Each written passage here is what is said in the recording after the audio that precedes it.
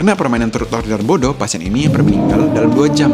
Bukan karena alkohol, bukan juga karena obat-obatan terlarang, tapi karena kecap asin.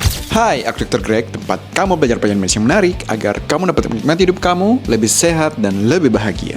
Inilah sebuah cerita tentang seorang laki-laki berusia 19 tahun. Ia tidak memiliki lewat apapun.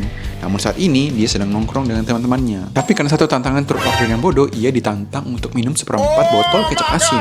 2 jam kemudian, pasien ini dibawa ke IGD oleh teman-temannya. Bukan dalam keadaan jalan, namun dalam keadaan tidak sadar. Dipanggil pun tidak merespon, dicubit pun tidak ada reaksi. Giginya gemeretak dan tubuhnya kaku seperti layaknya seorang yang sedang kejang. Segenap pemeriksaan pun dilakukan, mulai dari pemeriksaan darah, pemeriksaan CT scan kepala, dan tidak didapatkan adanya tanda-tanda dari stroke ataupun stroke perdarahan. Namun, ternyata didapatkan adanya peningkatan kadar natrium dalam darahnya yang hingga mencapai 156 mmol per liter. Layaknya kita minum air laut, semakin minum semakin haus karena kadar garam yang sangat melonjak. Begitu pula halnya dalam otak kita, apabila terdapat kadar garam yang sangat tinggi, maka air dalam sel otak kita akan disedot keluar dan akan terjadi adanya kejang bahkan hingga koma. Karena satu hal bodoh, pasien ini hampir kehilangan nyawanya. Mungkin kesannya terlihat bercanda, namun tubuh kita tidak mengenal adanya bercandaan. Melanjutkan ceritanya, pasien pun akhirnya lakukan intubasi dan juga pemberian cairan hingga 6 liter. Urin yang keluar pun mencapai 4 liter.